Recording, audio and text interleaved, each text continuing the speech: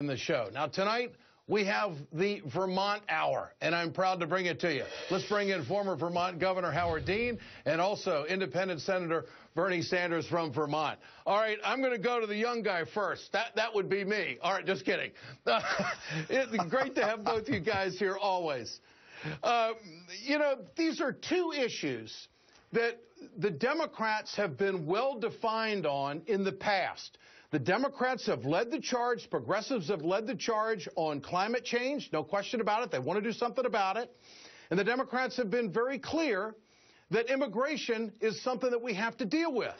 Now that there's been a power shift on the legislative side, Senator Sanders, what's going to change, number one, on immigration? Well, the president made it clear. The Senate, in fact, did the right thing. We passed immigration reform. The House has stalled, installed. They have done nothing.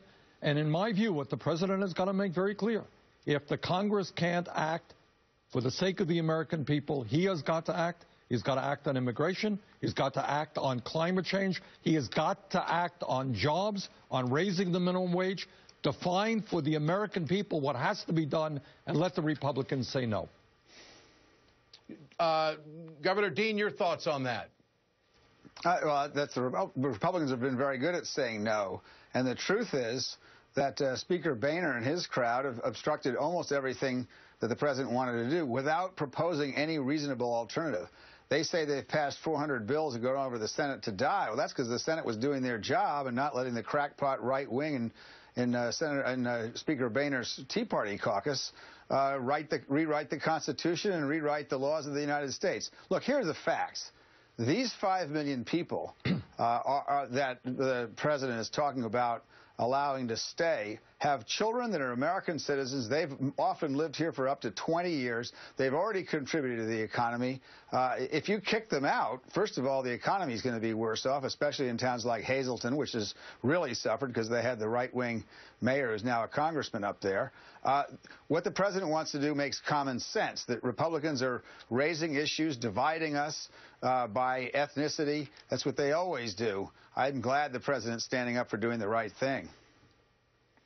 Senator, do you think that this would be an impeachable offense? Now, I'm not trying to play into the right-wing bullet points here, but they are saying what they are saying. They believe that the president would be operating outside of his executive authority and breaking the law if he were to take executive action that would give work permits to undocumented workers as a part of immigration reform. Your thoughts on that? No, of course, I do not believe that that is an impeachable offense. You know, what the Republicans have done in an extraordinarily effective way is play very good politics. They just want a decisive vote by running away, Ed, from everything they really stand for, and by putting, as Governor Dean just mentioned, one group against the other. The fact of the matter is that if you look at the Republican agenda, it's about cutting Social Security and Medicare and Medicaid, not addressing the very serious problems facing the American people. So what they, in fact, can do, I'm sure, is rally their extreme right-wing base by talking about immigration, by talking about impeachment. But I think when they do that, they're going to alienate the vast majority of the American people who understand this country has enormously serious problems that have got to be addressed. Do you think, Senator Sanders, that the president saying that he's going to move on executive action is going to move the legislative body any faster now that it's in the hands of the Republicans on this issue? I think what we need to do, Ed, is clear the air. And the president has got to be able to say, this is what I'm going to do if you guys don't act. What the president has said over and over again is he wants legislation. Legislation is much more effective than executive action. But if you have a Congress that refuses to move on important issues, he has got to act. And I'll tell you what else I think, Ed. I think the president should make it very clear right now that those pieces of legislation that he's prepared to veto and rally the American people in saying no cuts to Social Security, Medicare, nutrition, no cuts, no more cuts, tax breaks for the wealthiest people in this country. Let's define the issues and see where we can work together. And there are many areas. But let the president stand with the American people and say to the Republicans, no, we're not going to go down the path of more pain for the American worker. And could I just add something quickly? Absolutely. Go ahead. I just wanted to add to that, Senator Sanders, is that, it's the job of the House to pass bills. We don't expect the House to pass a bill that the Democrats are going to like or the president's going to be like, but they've got to go on the record and say what they would do. They can't simply, they're asked to pass an immigration bill already passed by the Senate. They don't have to pass what the Senate passed. No. But if their response to every bill they don't like is, well, let's impeach the president, their popularity rating is going to go below 9, and that's hard to do. Let's talk Keystone. Governor Dean, how big, where does the president give in on Keystone? I mean, is there a piece of legislation, an amendment that they would, or a piece of legislation that they would put on the table that he would have to go with and have Keystone as an amendment that he would have to cave on? How do you see that playing out? Because that seems to be the plan that the Republicans are going to take. Well, I think that's an interesting plan. It seems to me that the way to do this is to let the law take effect. Here, on the one hand, the Republicans are talking about impeaching the president because they won't do their job. And on the other hand, now when the president does want to do his job, they're going to override that by passing a bill. The problem with this is, if the Senate and the House should pass a bill and the president would veto it, you need 67 votes in the Senate to override that. I think that's very, very unlikely. I think this thing ought to be looked at, ought to be passed or passed over to from the State Department to the president, assuming that State Department approves, and then let the president decide on the merits. And I have no doubt that he'll do that. I just find it interesting that the Senate, on the one hand, doesn't want to short-circuit immigration, but they're certainly happy to short-circuit the Keystone Pipeline. Senator Sanders, would you use all of your legislative power to stop Keystone? The answer is yes. I mean, I think the passage of Keystone sends a horrible, horrible message to the entire world.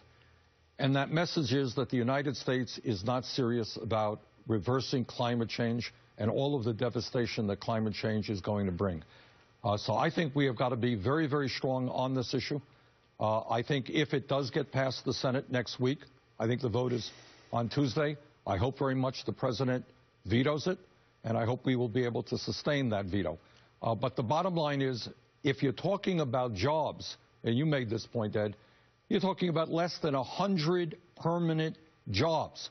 If we want jobs, we've got to rebuild our crumbling infrastructure and create millions of jobs, not 100 jobs.